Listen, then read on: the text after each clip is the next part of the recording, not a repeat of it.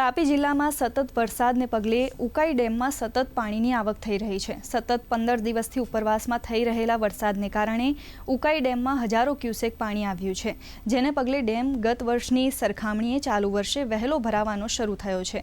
ગત વર્ષે આજની તારીખે ડેમની સપાટી 306 ફૂટની હતી, જે ચાલુ વર્ષે આશરે 14 ફૂટ વધારે એટલે કે 320 ફૂટને પાર થઈ છે, જેના કારણે આગામી વર્ષે દક્ષિણ ગુજરાતમાં પાણીની કોઈ સમસ્યા રહેશે નહીં।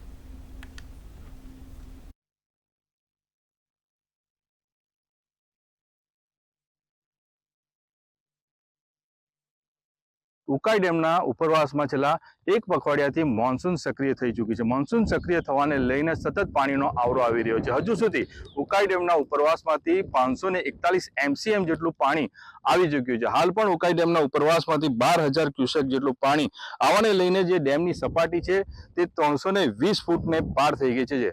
હાલ ડેમની સપાટી છે ભયજનક સપાટી છે 345 ફૂટ છે।